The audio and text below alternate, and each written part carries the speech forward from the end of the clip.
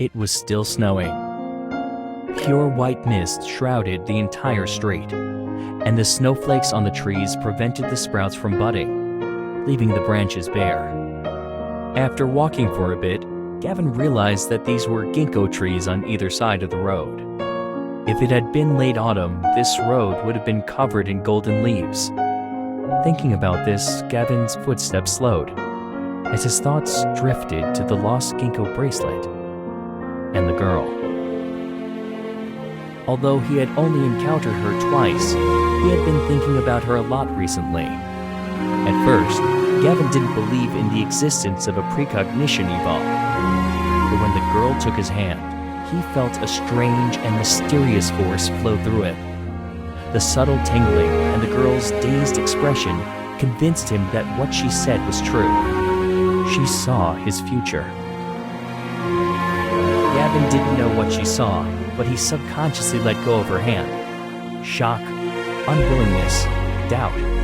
All these emotions surged within him.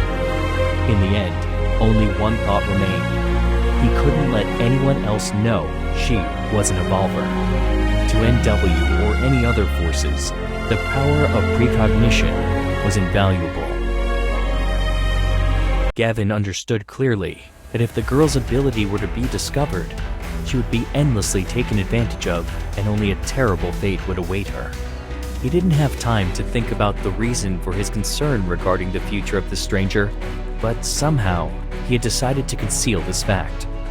Just as ginkgo leaves turn yellow and naturally fall in autumn, his choice to save the girl and forfeit the opportunity to study her evolve was also natural.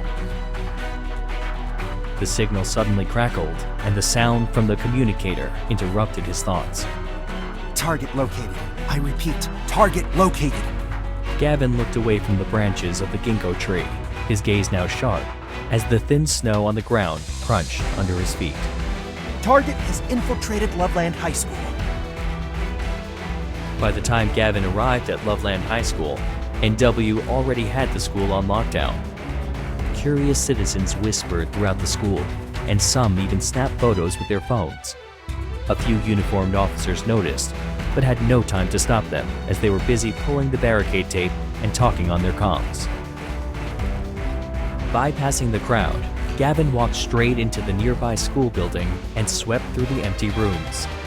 Has everyone been evacuated? A female team member nodded quickly as she flipped through some pages in a file. Almost. Because of the heavy snow, classes have been canceled for quite a while now. There were only a few people inside.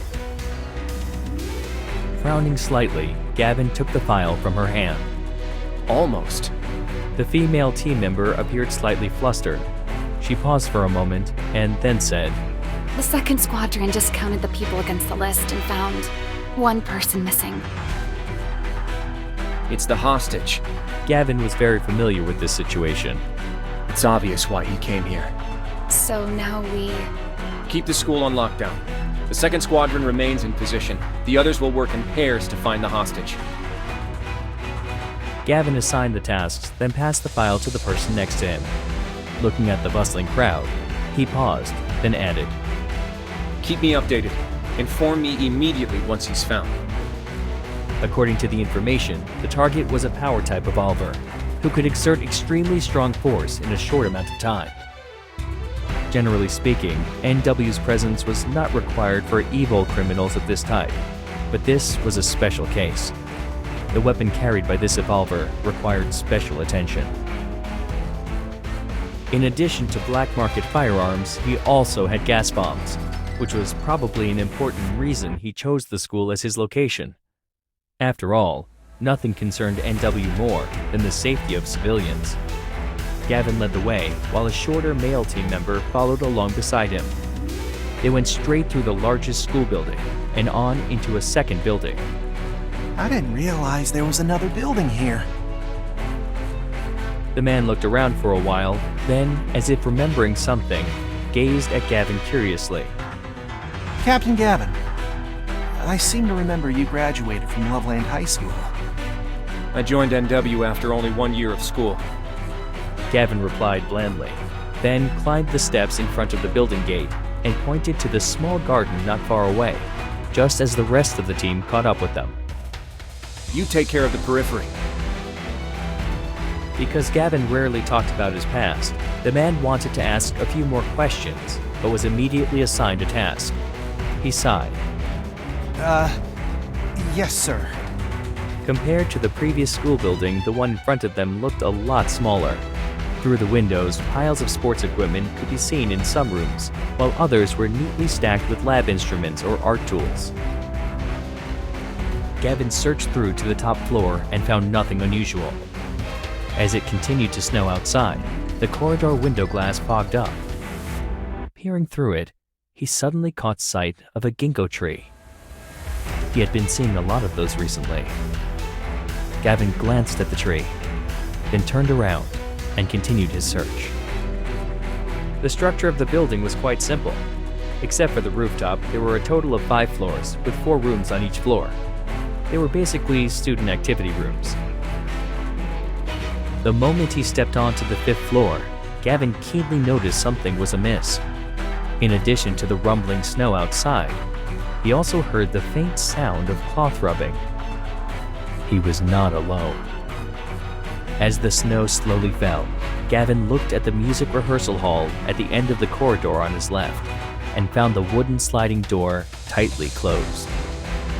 He glanced outside the window, turned, and walked to the rooftop. A pistol, a dagger, 2 gas bombs, a gas mask? Probably not. It's a power-type e-ball. Gavin went through the information he just learned, took out his communicator, and pushed open the door to the roof. Found it. East Activity Building, the music rehearsal hall on the 5th floor. After sharing the position concisely, he threw the communicator aside and carefully checked his sidearm. It was very windy on the rooftop. The white snowflakes on his black military uniform were soon scattered by the wind. Gavin stood on the edge of the rooftop and took off his right black glove. In the icy wind and snow, he looked like a lonely wolf as the ruthlessness in his eyes froze. He jumped off the rooftop, and the sound of breaking glass could be heard throughout the building, piercing the silence of Loveland High School. Gavin stepped firmly on the edge of the window frame, ignoring the shards of glass on the floor and the cuts on his cheeks. He looked at the 2 people in the corner of the rehearsal hall and walked straight towards them. 10 minutes later, the sliding door at the entrance to the music rehearsal hall on the 5th floor was open. The short team member who was previously with Gavin led the team. Looking a little nervous, he held his gun and appeared relieved when he realized there was no anomalous gas in the air. But upon taking in the sight before him, he immediately let out a gasp. The frosted shards of glass on the ground glowed with cold light, as snow and blood mixed together and became indistinguishable. The trail of blood and glass extended from the window to the corner of the room, where the hostage they had been searching for was cowering and murmuring something unconsciously. Beside him, the target of the operation was pinned to the ground, his face slammed to the floor with his broken glasses hanging off his nose. He appeared to be in so much pain that the sight of him was enough to give anyone a shock. Gavin had his back to the door as he held the man down. No one could see his expression, but they could see his torn coat, the blood dripping down his fingers, and his messy brown hair. Did he overpower that man all by himself? It was never easy to subdue power-type revolvers, and this target even carried all kinds of weapons. For safety reasons, NW sent 4 teams for this mission. It was inconceivable that Gavin could handle it alone. The short team member swallowed nervously. He never knew that his captain, the dangerous man whom he had been secretly requested to keep an eye on, was so powerful. He suddenly understood why the leaders had described Gavin as a weapon. How is he? Gavin asked, and everyone in the rehearsal hall looked back at the target. His wound had been simply dressed, and there was a small piece of gauze on his left cheek. A female team member was comforting the hostage and gave him a forced smile. He's not in the best shape.